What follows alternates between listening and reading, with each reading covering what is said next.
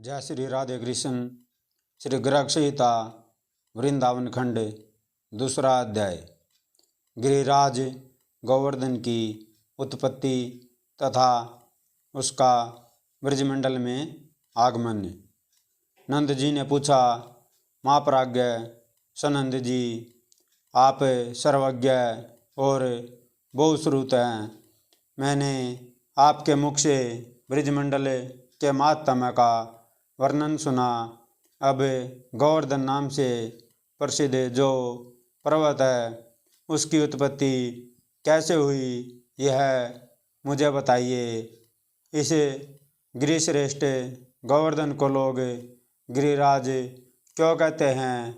यह साक्षात यमुना नदी किस लोक से यहाँ आई है, उसका महात्म्य भी मुझसे कहिए, क्योंकि आप ज्ञानियों के शिरोमणि हैं।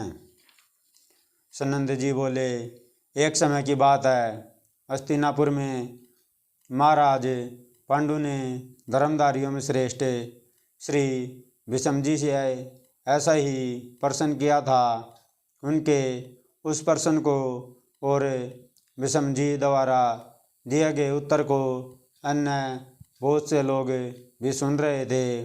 उस समय विषम जी ने जो उत्तर दिया वही मैं यहाँ सुना रहा हूँ। साक्षात परिपूर्णतम भगवान श्री कृष्ण, जो असंख्य ब्रह्मांडों के अधिपति, गोलोक के नाथ और सब कुछ करने में समर्थ हैं, जब पृथ्वी का भार उतारने के लिए स्वयं इस भूतल पर पधारने लगे, तब उन जनार्दन देव ने अपनी प्राण बल्लभा राधा से कहा, प्रिय, तुम मेरे वियोग से भयभीत रहती हो, अतः बीरू तुम भी भूतल पर चलो।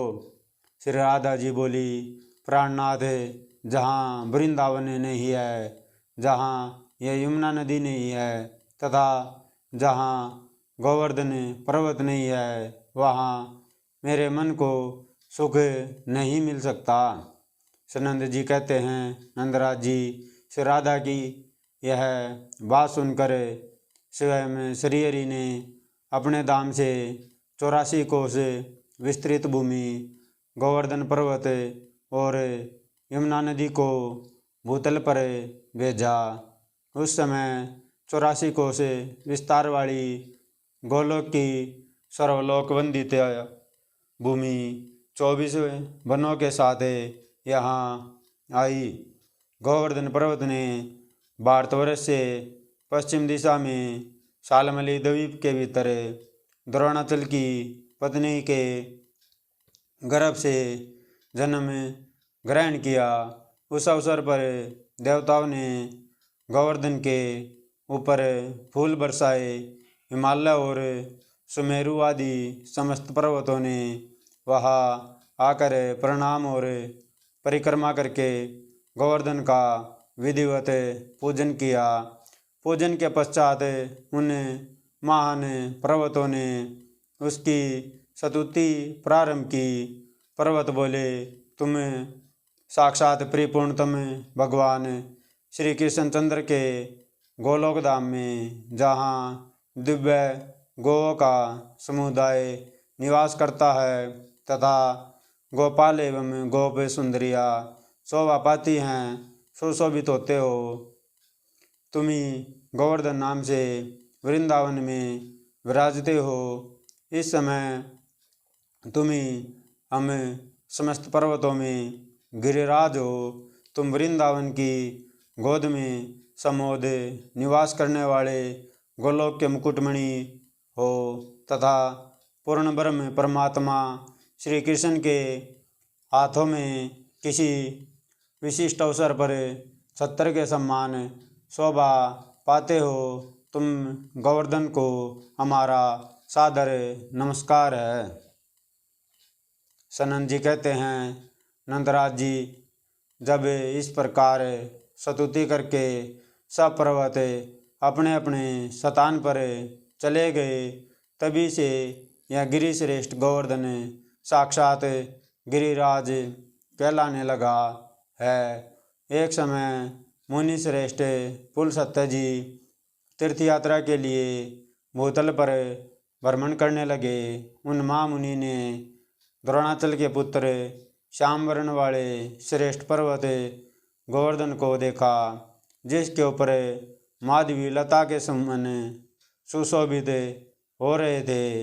वहाँ के वृक्ष फलों के भार से लदे हुए थे। निर्जरों के झरझर शब्द वहाँ गूंज रहे थे।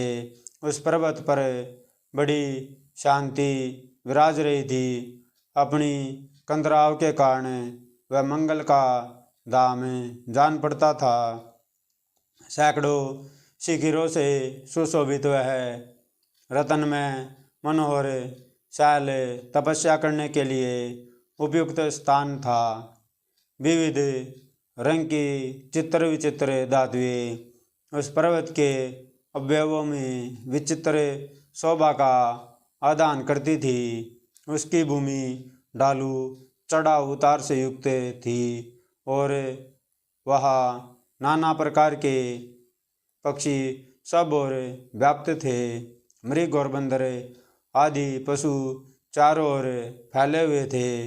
मयूरों की केकाध्वनि से मंडित गोवर्धन पर्वत मुमुक्षुओं के लिए मोक्षप्रद प्रतीत होता था।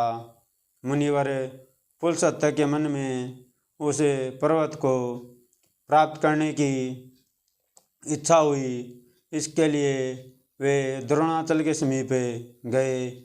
द्रोणगिरि ने उनका पूजन स्वागत सत्कार किया।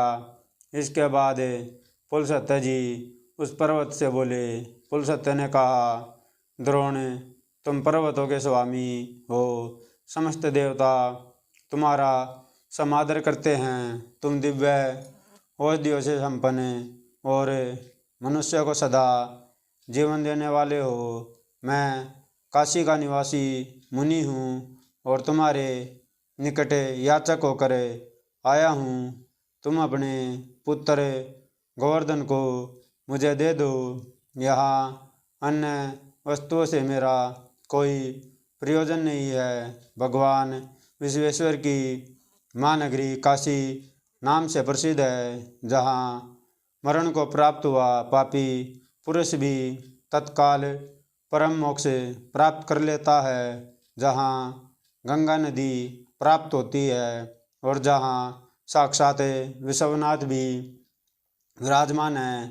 मैं वही तुम्हारे पुत्र को स्थापित करूँगा, जहाँ दूसरा कोई पर्वत नहीं है।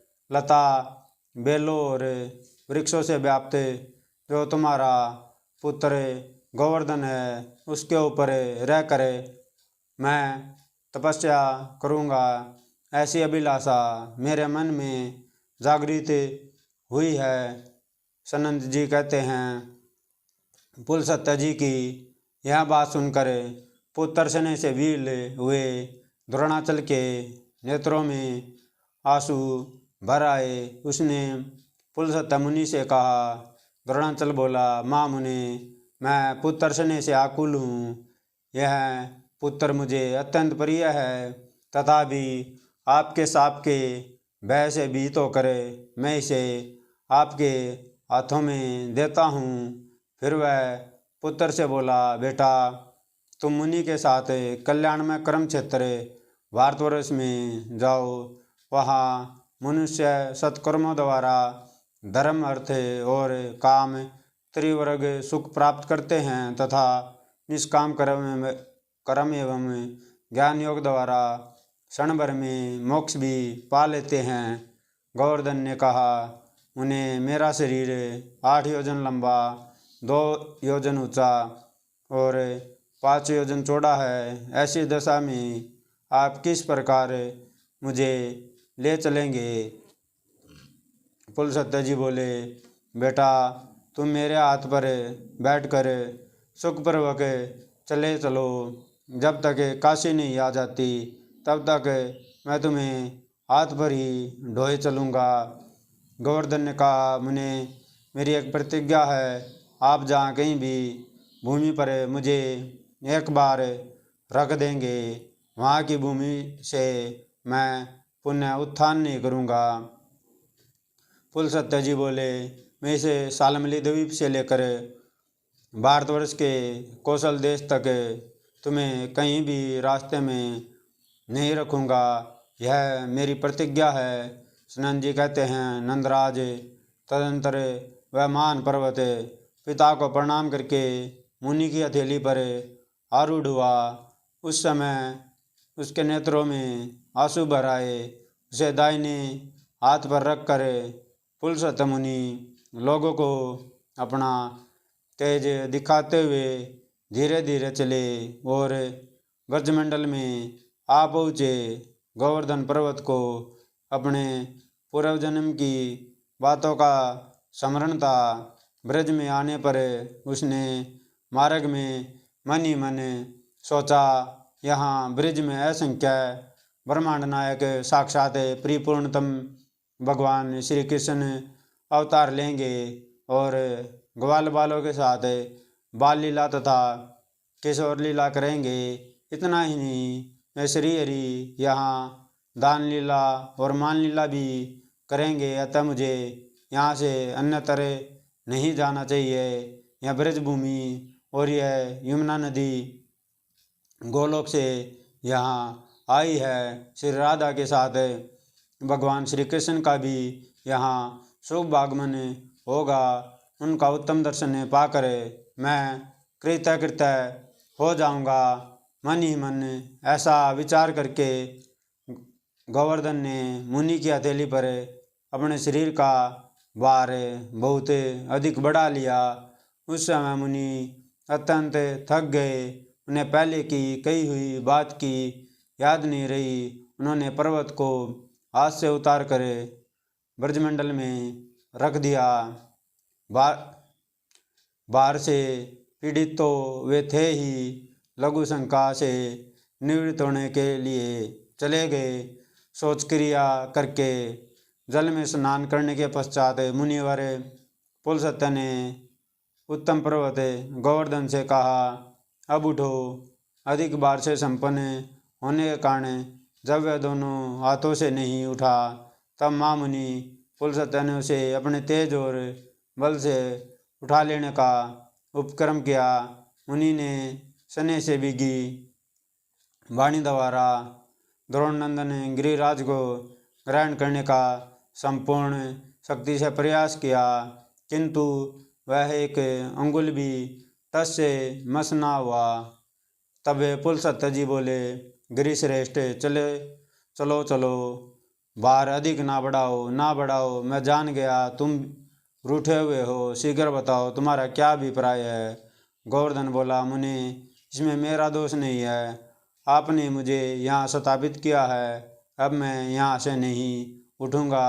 अपनी यह प्रतिज्ञा मैंने पहले ही प्रकट कर दी थी। सनंद जी कहते हैं, यह उत्तर सुनकर मुनि श्रेष्ठ पुलस्त्य की सारी इंद्रियां क्रोध से चंचल हो उठी। उनके ओष्ठ फड़कने लगे। अपना सारा उद्यम व्यर्थ हो जाने के कारण उन्होंने द्रोणपुत्र को शाप दे दिया। पुलस्त्य जी बोले, पर्वत तू बड़ा ढीठ है, तूने मेरा मनोरथ पूर्ण नहीं किया, इसलिए तू प्रतिदिन तिल तिल भर क्षीण होता चला जा। सनंद जी कहते हैं, नंद यो कहकर पुलस्त्य मुनि काशी चले गए। उसी दिन से यह गोवर्धन पर्वत प्रतिदिन तिल तिल करके क्षीण होता चला जा रहा है। जब तक भागीरथी गंगा और गोवर्धन पर्वत इस भूतल पर विद्यमान है, तब तक कली का प्रभाव कदापि नहीं बढ़ेगा। गोवर्धन का यह प्रकट चरित्र परम पवित्र और मनुष्य के बड़े बड़े पापों का नाश करने वाला है। यह प्रसंग मैंने तुम्हारे सामने कहा है, जो भूमंडल में रुचिर और अद्भुत है। यह उत्तम मोक्ष प्रदान करने वाला है, इसमें कोई आश्चर्य की बात नहीं है। इस प्रकार श्री गर्ग संहिता में श्री वृंदावन खंड के अंतर्गत गिरिराज की उत्पत्ति का वर्णन नामक दूसरा अध्याय पूरा हुआ। जय श्री राधे कृष्ण। अगर वीडियो अच्छी लगे तो लाइक कीजिएगा, चैनल को सब्सक्राइब कीजिएगा। जय जय श्री राधे।